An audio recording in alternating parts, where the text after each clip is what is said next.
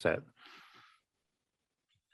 All right, folks, welcome back to Nino's Corner.tv. I think this can make fluff tube. Gary Wayne, this is a pretty safe interview, I think. We're going to be talking about the Genesis 6 conspiracy, your book, the Nephilim, the giants that roam this planet, maybe still do. I don't know. Are they coming back? We don't know. I don't know. But I'm going to ask you this. You're the expert. Prehistory to prophecy. Isn't it the next book you're coming up with? Yeah, the sequel I'm hoping to have out in the summer is going to be named the Genesis 6 Conspiracy, Prehistory and Prophecy. I may put a little bit more into the subtitle like Rephaim or Giants or something like that. But yeah, what I want to do is definitely nail down all of the connections and the allegories and biblical prophecy that connect the giants to the end time prophecies. And it begins with understanding who the post-Diluvian giants are. They are the Rephaim, as they're typically called. And they set up all of the kingships after the flood, just as they did before the flood. Now when we're talking about giants, you have no doubt in your mind that giants walked this planet. But you're saying that they're coming back? Well, we have to be open to the fact that there could be another creation of giants. There could be ones that a lot of people speculate on as being in stasis in the earth, off the earth, lots of different things. Those are things we need to be open for. But what I think we can count on is their bloodlines and their descendants that have been in place since they set up the dynasties and the beast dynasties of prophecy that are still in power in the background, which would be the royale. So if you understand the word royal, that means Roy as in king and Al as in God. These are the kings of God. This is the divine right to rule that they inherited from the Baalim right after the flood, similar to what happened before the flood. And they are trying to reestablish a Nephilim Atlantis before the flood. And if you look at the Atlantean Empire, according to Plato and Timaeus and Critias, Poseidon had copulations with a human female, created 10 demigod kings. And so the Atlantean Empire was sort of the helm of world government and had a mystical religion that dominated it, just as you have this with all of the beast empires after the flood. So this is what they're trying to set up. And we get that through a few different ways. The easiest sort of analogy is go to Francis Bacon, who is a Rosicrucian, who would be amongst the bloodlines of the Rephaim after the flood, as well as all of the kings. And he wrote a book called The New Atlantis for the end time with this mystical religion in harmony with science. Now, in Bible prophecy, you have in Daniel 2, in Daniel 7, Revelation 13, Revelation 12, Revelation 17, the description of the end time empire, which comes out of the fourth empire of Daniel 2 and 7, which is the Roman Empire. And it has 10 kings, 10 toes, 10 horns, same allegory for the end time. So it's the same type of organizational setup as what the Nephilim originally had in the antediluvian world, and it's what they're trying to set up today. The problem with the giants, though, in the royal families is there are rivals. So they're directionally trying to do the same thing. So you're saying the royals are rivals with each other? Yes. So when you look at, let's say, World War I, for example, you had the czars of Russia. You had the Kaisers of Germany. You had the Habsburg Lorraine dynasty of Austria. You had the Windsor dynasty of England. They're all cousins, right? But in the end time, there can only be one dragon messiah, or the Antichrist as we understand it from a Christian perspective. There can only be one ruling family that wants to set up that 1,000-year reign. Some people call the Fourth Reich. It's known biblically as Jesus's reign as the millennium, but they have a parallel agenda. And so that family will rule the future world. Do you feel that they will accomplish this? No, and I don't believe they will, not from a Christian perspective. They're going to try. And so when you look at how the world is formed today, we don't have a world government yet, and we don't have this universal religion. What you do see, though, is a lot of talk about joining and finding common ground with all of the religions, and you see a lot of talk about world government. So if you understand then that secret societies are part of the royal bloodlines, and they're all trying to establish world government with this universal religion, and then you understand that an organization called the Club of Rome was established in 1968 that broke up the world into 10 groups of nations, spheres of influence, trading blocks, whatever you want to call them. And it may not be exactly the final sort of look once it all comes together. That's what they're trying to bring about. So what we see right now is a lot of nations trying to establish themselves in this new world order that I like to call the Nephilim world order. And they are shuffling for position. So people like Xi, people like Putin want a larger role than what the European families want to permit them, just as Trump wanted a larger role than the European families wanted to permit him.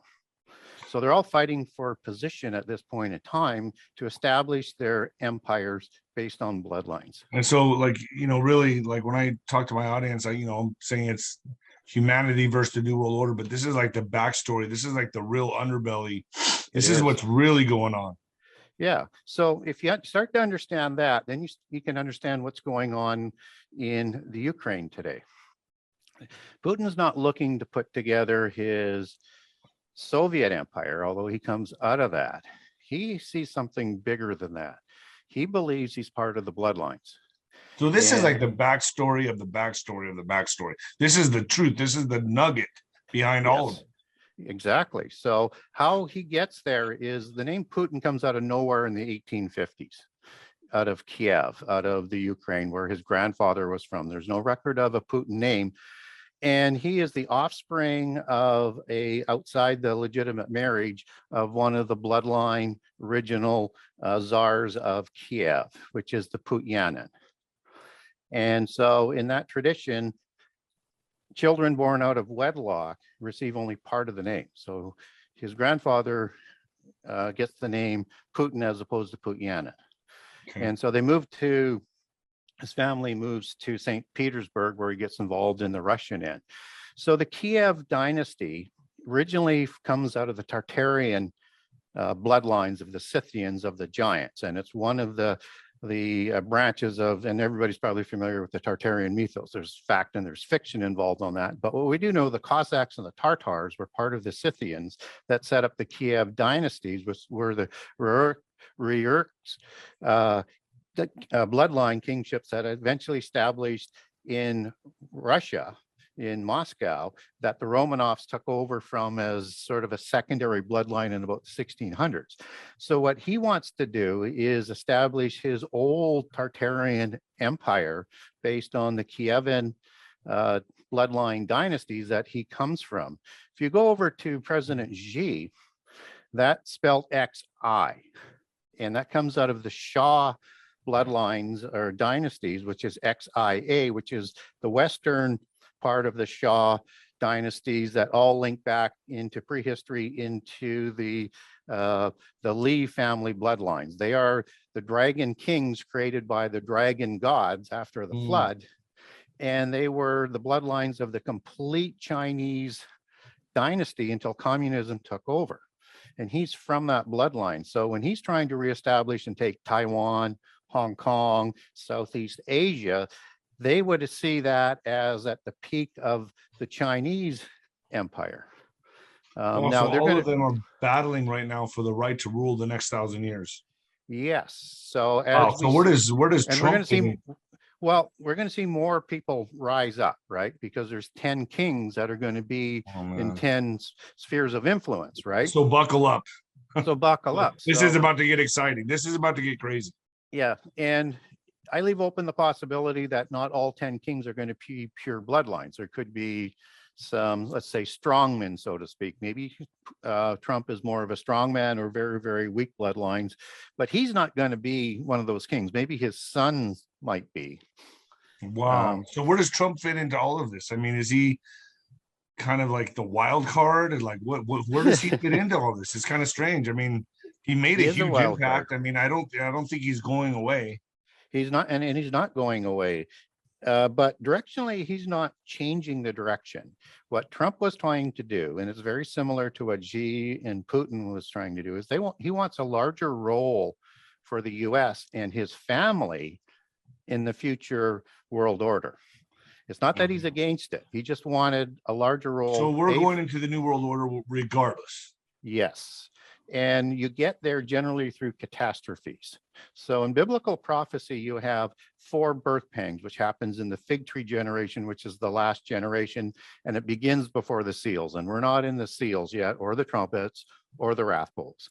But there is one specific generation, and those sorrows or birth pangs are wars, rumors of war, pestilence, as in pandemic, famine, and earthquakes. And they're all contrived man-made disasters that are going to get stronger as we go.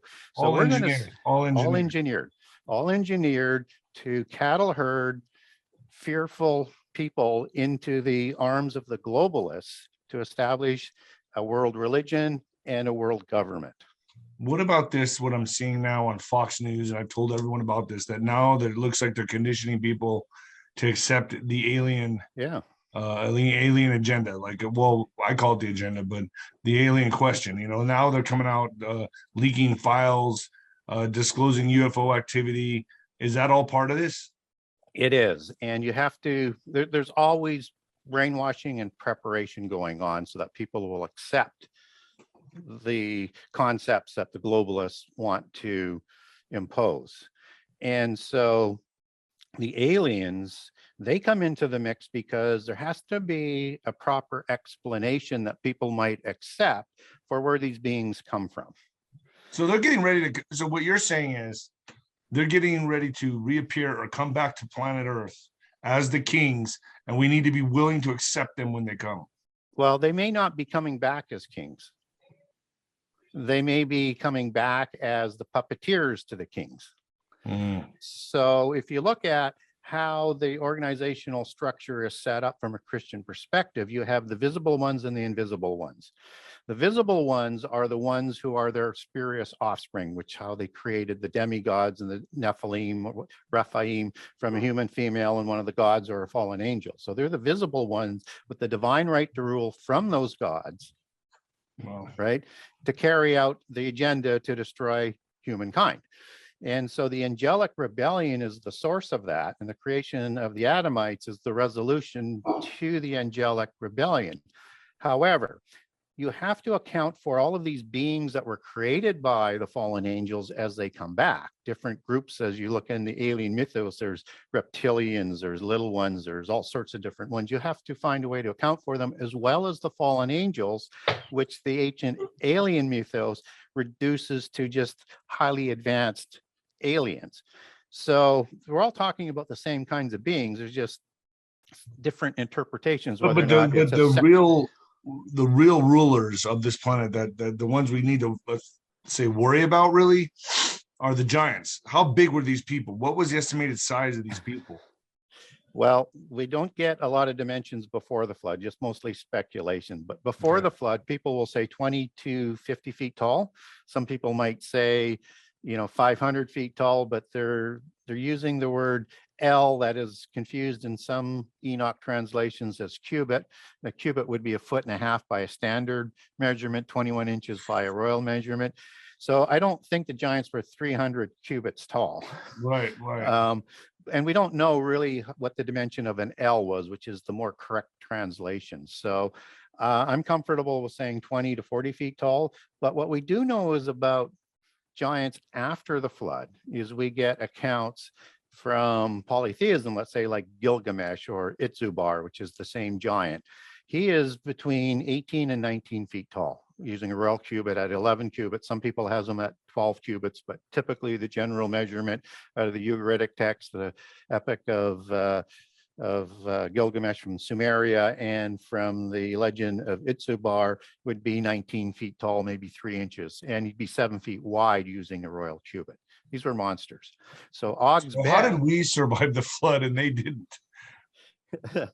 Well, I mean, they seem like they it's would a have good their nose question. above water, so to speak. I don't know how we survived this. I mean, I understand the story of Noah, Yeah. Well, the but flood story would be more than just the flood. And you can get that biblically as well as you dig deeper into other books of the Bible that has to be referring to the flood. So it's a number of things like earthquakes, volcanoes, in a lot of the polytheists, and there's a lot of references to the Pleiades in the Bible, but in a lot of the polytheist versions, 3 asteroids or stars from the Pleiades constellation hit the ocean, which causes the whole set of events to happen. So it's larger than just rain coming down or water coming from the earth.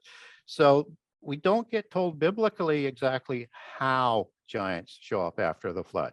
They're called Nephilim before, they're called Rephaim afterwards. And I get that from the word giant, which is only used 3 times for Nephilim, one in Genesis 6:4 before the flood, and then the exaggeration of the Rephaim in Numbers 13:33, because it says the Anakim are giants. And that's the word Nephilim. It's used 2 other times, but earlier on, it's the children of Anak, not the children of the giants in the accurate part of the report. The Anak are the Rephaim giants that are recorded in Deuteronomy 2, along with other races of giants. And their giant goes back to the word Rapha. Rephaim is the male plural, and that word is used 25 times. So Og's bed was 9 cubits and long and 6 cubits wide. So he was king of Bashan at Edrei and Ashtaroth.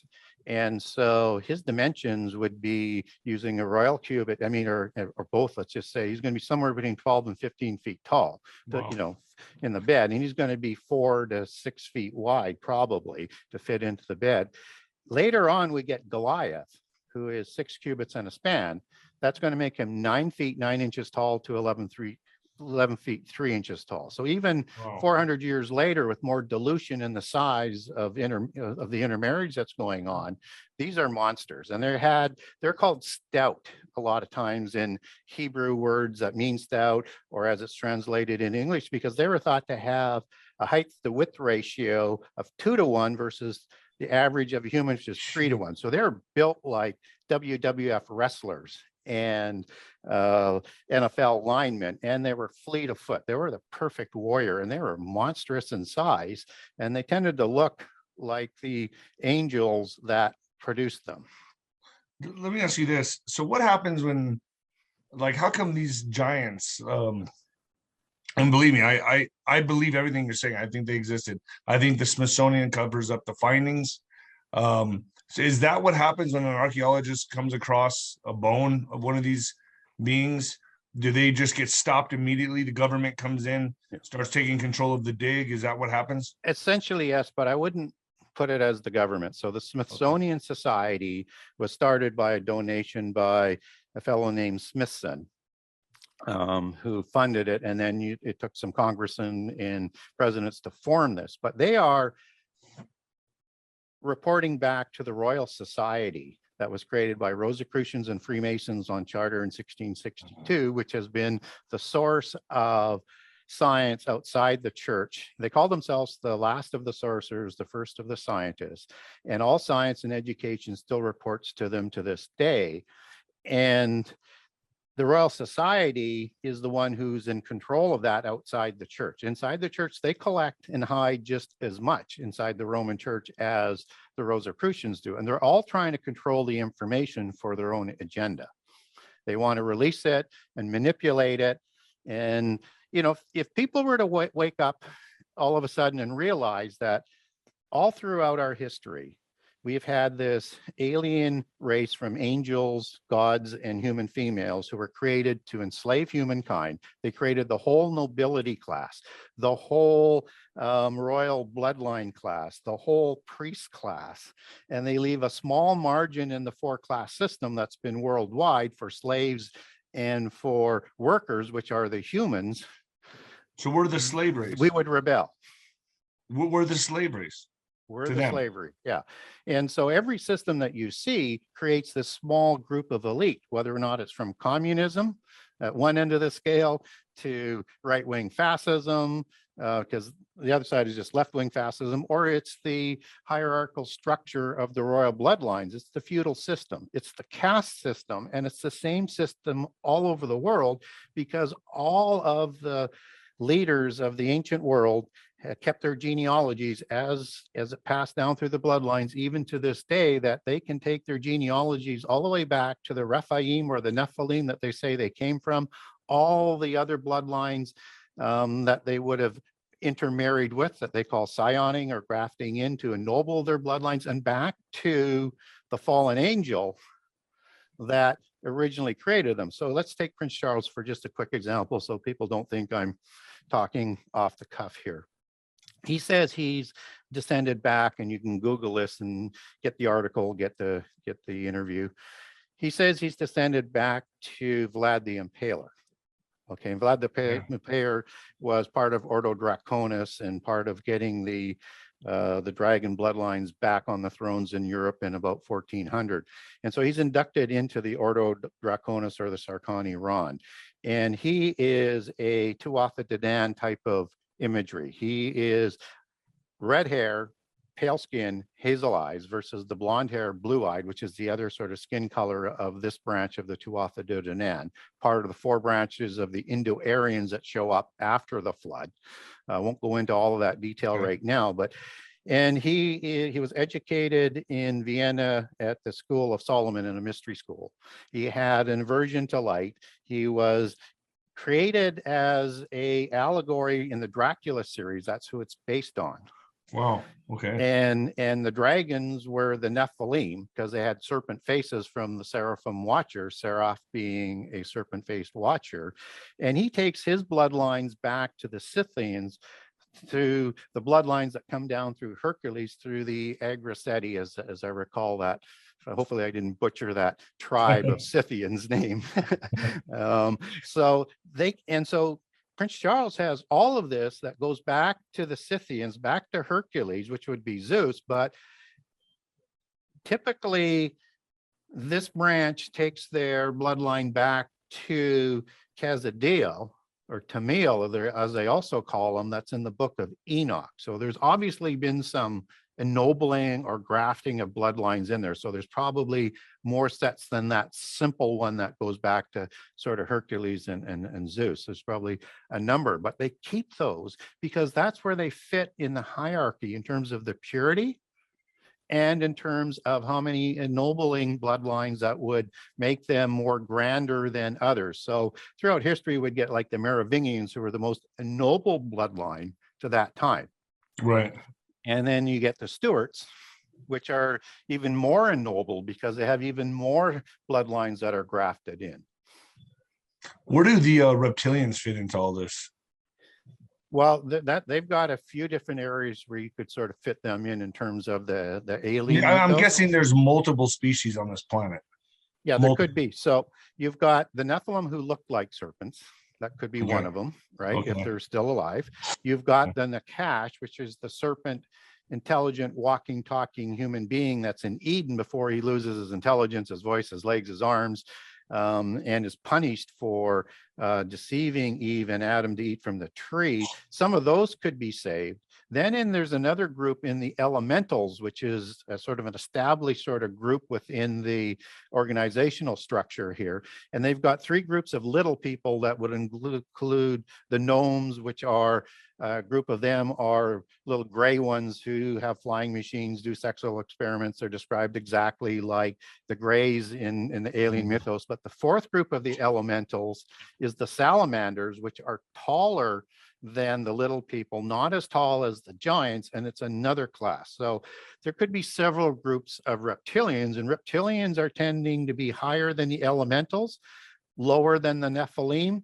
And of course, then above that is you've got all the different orders and ranks of the rebellious angels. There are, cherubim, there are seraphim, there are ophanim, there are archangels, there are powers, there are mighties. There's a whole, because the Hebrew word for host of heaven, and these are the rebellious host, means army. So there's rank and there's order.